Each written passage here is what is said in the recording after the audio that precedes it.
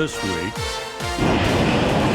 The president authorizes a war with Iran, launching massive airstrikes without congressional knowledge or approval.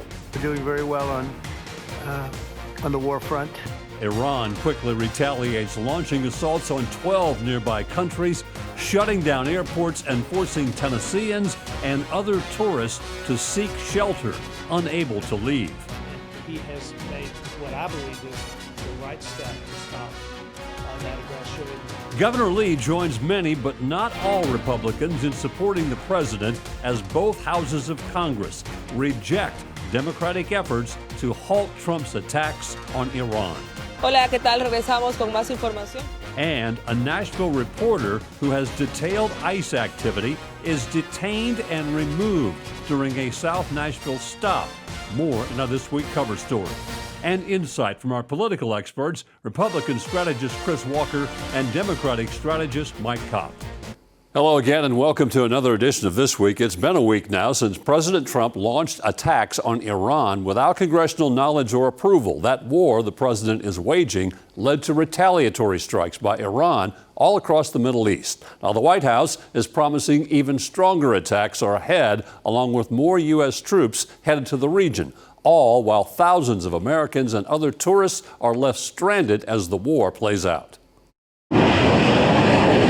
The war with Iran is heating up. The U.S. Navy sinking an enemy ship with a torpedo, the first time since World War II. Take a look at this extraordinary video from the periscope of that American sub. You can see the massive explosion. 180 people on board the Iranian warship off the coast of Sri Lanka. Authorities say just 32 people were rescued. 5 days into the conflict, the president also giving the American operation glowing grades. We're doing very well on the war front. The Pentagon reports more than 50,000 U.S. troops now in the Middle East, with more on the way. Democrats furious the president went to war without congressional approval, as the Constitution requires. The power to declare war is ours.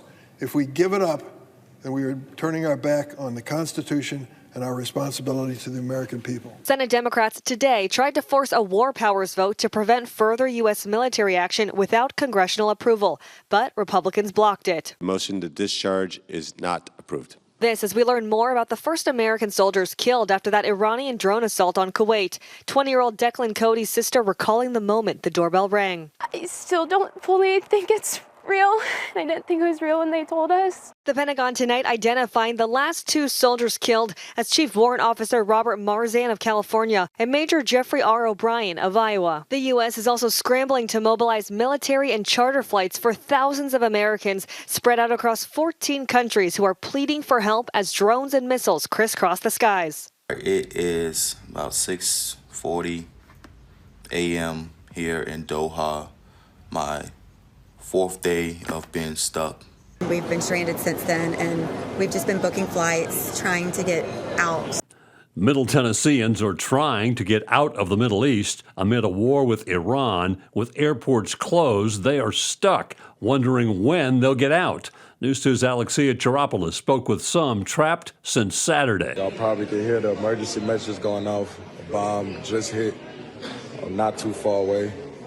Kind of felt like an earthquake. And they've even saw some of the missiles in the airspace being shot down. This is what some Middle Tennesseans have been hearing and seeing in Dubai since Saturday. I got woke up on one 2 days ago. I didn't even know my heart could drop in my sleep, but it did. Nashvillian Abram Mitchell says the loud booms are coming from missile defense systems blocking Iranian missile strikes. The UAE has done a great job of intercepting 95% of these missiles and drone attacks, but they can't control, where the debris falls. Abram booked a week-long birthday trip to Dubai, but now it's been 2 weeks. But what's been happening is those flights have been canceled pretty much every day. And then today they just canceled them until March 8th. He's living the same nightmare many other Americans are. Camille Leatherbury's parents are in Dubai with a travel group.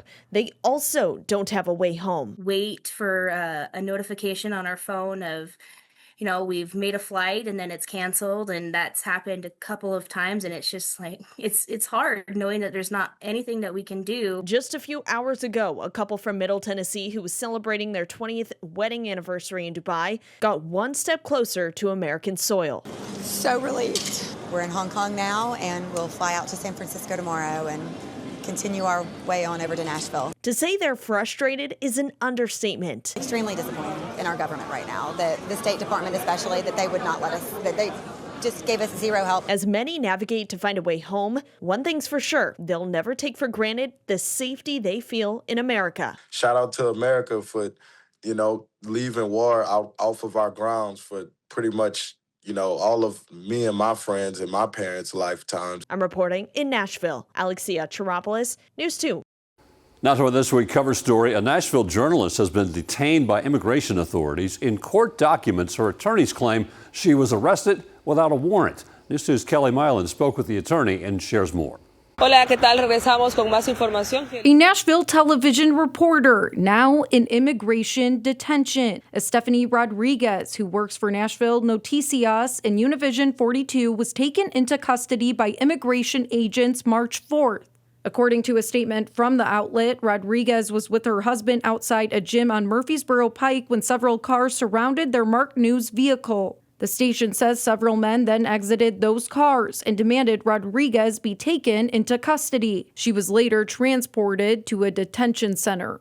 Up until now, she hasn't had a case with ICE charging her with anything, any part of DHS charging with anything. She never had a case with the immigration courts. Her attorneys have now filed an emergency federal petition asking a judge to order her release. The lawsuit claims Rodriguez entered the United States legally, applied for asylum, and has been seeking a green card through her U.S. citizen husband. Her lawyer says she had been following ICE instructions and was expected to report to the ICE office later this month. But according to her attorneys, when they checked with ICE about her case, they were told the charging documents were still being finalized. Now, ICE has claimed that her failing to show up last Wednesday was a sign that she is a flight risk. But in this case, there was an ICE officer who 2 days before said, hey, that appointment does not exist. Her attorneys now question why she was detained at all. The lawsuit also claims immigration agents arrested her without a warrant, a move her attorneys argue violates the Fourth Amendment. Now in detention, her attorneys say she will likely miss an important step in her green card process. The one meeting she might actually miss is she's supposed to go do her fingerprints for USCIS for her green card application on the 17th of this month. And, can't really get there if you're in detention. In a statement, the Tennessee Immigrant and Refugee Rights Coalition says in part, it's not lost on us that as a reporter, as Stephanie honestly and courageously told real stories about the harms caused by ICE and the people they targeted and detained. Rodriguez is expected to have a hearing March 21st. Her attorneys say a bond motion is likely to follow. Until then, she's being held at a detention center in Louisiana. We reached out to Homeland Security for more information, and we haven't heard back. Back to you. Thank you, Kelly. The government denies a warrantless arrest of Rodriguez, saying she was apprehended pursuant to a valid arrest warrant. Rodriguez's attorneys responded, claiming the government has implicitly admitted the Immigration and Customs Enforcement agents made a warrantless arrest of Rodriguez, and the court should order her release. Stay with us. This Week continues in a moment.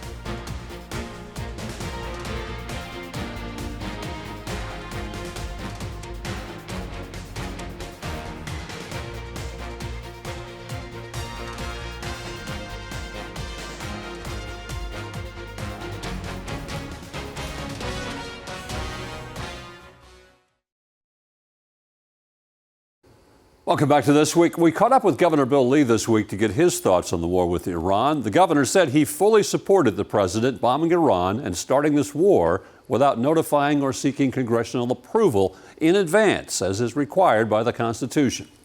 When the country of Iran had indicated its commitment to destroying America for decades, and their capacity to develop nuclear weapons became evident, it was imperative that that be stopped.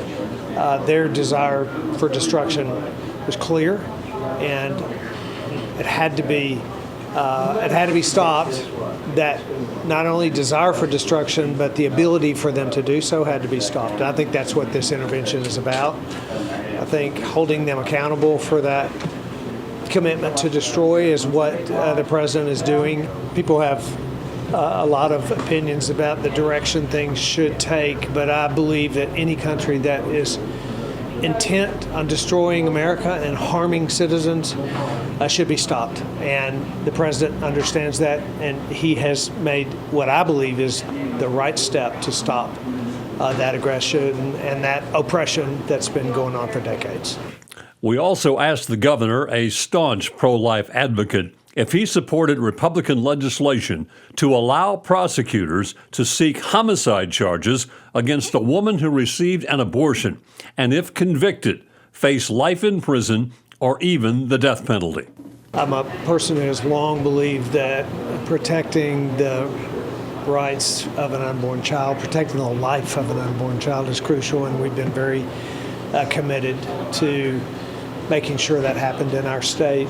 I just believe this piece of legislation is the wrong way to do it. I have concerns about it. We've expressed those concerns. We do need to do everything we can to protect the life of the unborn, but we have to do it in a way that makes sense, and I think this is the wrong direction. Stay with us. This Week continues in a moment.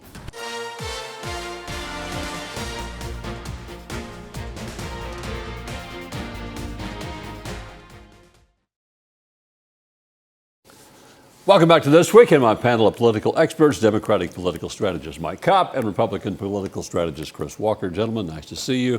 What a week we've had here, huh? Well, the president who begged for the Nobel Peace Prize promised to end the endless wars, bombs Iran. No unified reason as to why, a lot of different reasons. No unified end goal here. No congressional authority. It's unconstitutional war. It could be an endless war. Where are we here? Well, I mean, militarily, it was brilliantly done. There's no question. And the fact that we now control the airspace over Iran and all that stuff. Took out the leader. So, kudos to the military for what they did and how they did it. Then you got the political stuff, and I think it feels like improv theater. It's like we're just making it up as it goes along. And to me, that's not how you stabilize a country that's now been destabilized because of what we've done militarily. I think when you look at the president's foreign policy decisions, I think you should always look in the back of your mind of his motivating factor is China.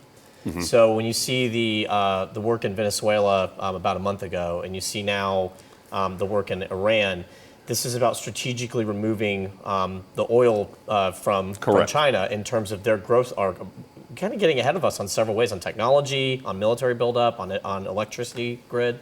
So I think, while he's probably not publicly saying that, I would say behind the scenes there's a lot of conversations about how to actually get America ahead of China again, and I would say that's a big part of his decision-making here. Iran, though, is a lot different than Venezuela. And if you're talking about regime change, if that is really what the goal is here, and it seems like if that's the goal, you're talking about troops on the ground. You can't do a regime change from the air.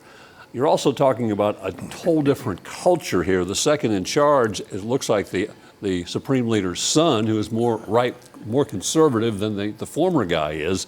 That wouldn't work. The president said today the only thing that's going to happen is unconditional surrender. I'm not sure what that means. You're going to get the Missouri out of mothballs and put it in the Red Sea for a signing ceremony? That's not going to happen. Right. Well, I think to the point about succession in Iran, my understanding is that they actually have a process. There's actually a body of second-tier leaders that meet to decide who the next leader should be.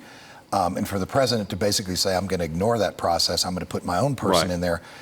Again, the intent should be to stabilize the government as quickly as possible so we can get out of Iran.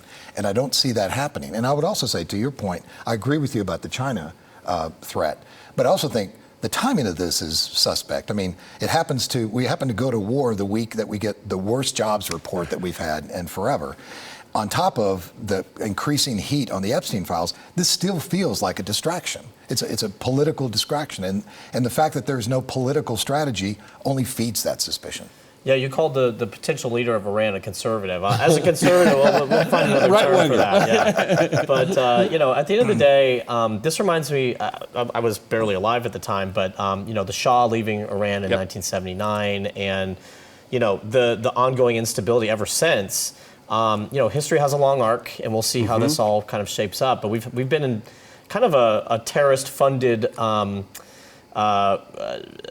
military conflict with Iran since the 80s. Right. And so in a way, this is a continuation of that same issue. I think President Trump's saying enough's enough with that.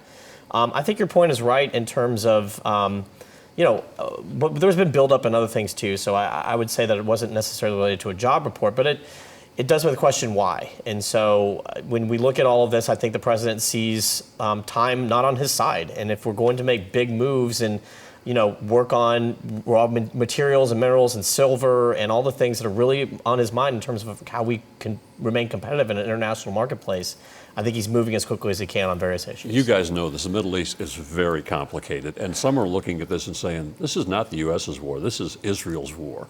And how much input has Netanyahu had on Trump to get what he wants? And now that we're into this, now Israel is bombing Lebanon. And so we got a two-stage war going on. This really seems like this is what Netanyahu's been wanting for years, more than what Trump really has been wanting. It's kind of been a last-minute issue for him. Netanyahu's been trying to get how many presidents for how many years to go to war with Iran. Yes. He found his guy in Trump. And again, it just feels like, well, I understand the threat with China, and he feels like some sort of clock is ticking on that front. It just politically feels suspect. And I think, it's a combination of aligning himself closer to Israel, hoping that helps with the conservative vote and the Christian vote. And then on the other side of it, it's trying to show himself to be a strong leader, when in fact the economy here is falling apart. And I think the focus is wrong. The energy needs to be in a different direction.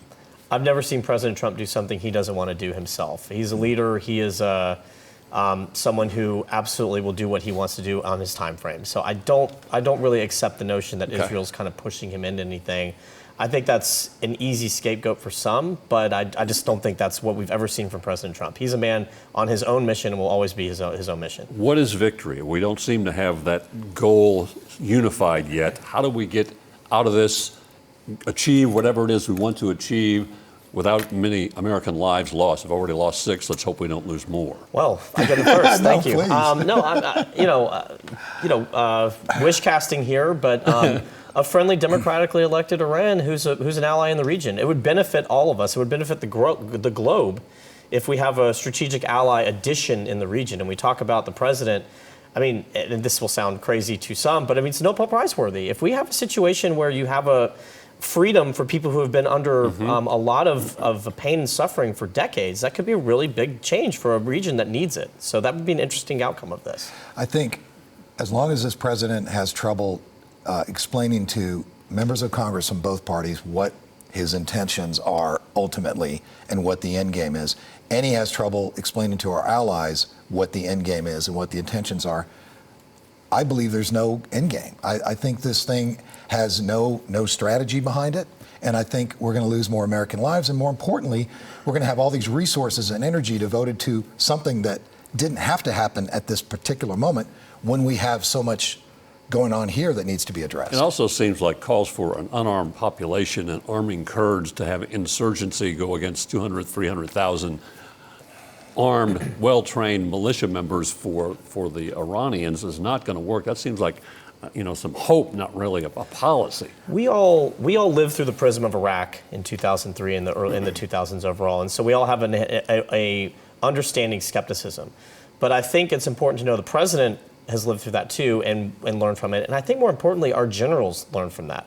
Our generals right now in the Pentagon fought in Afghanistan, fought in Iraq, and are now in charge of these soldiers, not putting them in positions that they were in 20 years ago. So while there were a lot of negatives out of Iraq that we all agree were mistakes, in hindsight, I think learning from that and developing strategies to not repeat those mistakes, I think are actually being implemented. We heard from Pete Hegseth and others, like they saw from their own mind what was wrong with their service in Afghanistan, and they're making those adjustments. So we'll see if that actually plays out or not. I think the military move was such a success because the generals had a very clear plan. It was to take out certain installations. It was to take out their Air Force and it was to take out their leadership. That's been done. What's the direction moving forward? What are the generals supposed to tell the troops now? We don't have that information. I agree. The spontaneity of the surprise worked very well, but it also worked negatively in that there was no word this was coming. There are thousands of American tourists caught over there. The State Department's getting crucified for having a website that says, just leave, get out. Right. Other countries are being credited with getting their people out more. We talked to some folks who are still stuck in there. So that part of it was not really addressed. Again, it feels like it's just all improv, like we're just making it up as we go along. If there, in fact, is a game plan, I think the president owes it to the country to explain, and to our troops and to our allies, what the plan is. And I agree. I mean, we've seen rightful criticism of the State Department on some of that. I think mistakes can be rectified, and so we want to get Americans out that want to get out as quickly as possible. So there's nothing that is resource directed that we can't solve. So some quick changes on that will be addressed. 30 seconds left. Are we still fighting this war a year from now? No. Yes. None of that's good. Chris Walker, Mike Kopp, appreciate your time and your insight. Thank you very much for joining us. Stay with us. This Week with Bob Mueller continues after this.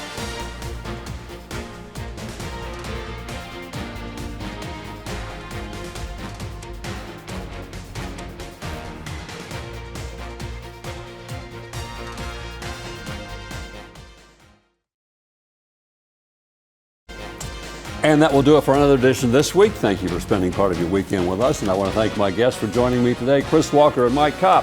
Hope you enjoy your weekend, and we'll see you back here next weekend for another edition of This Week. Between now and then, enjoy your week.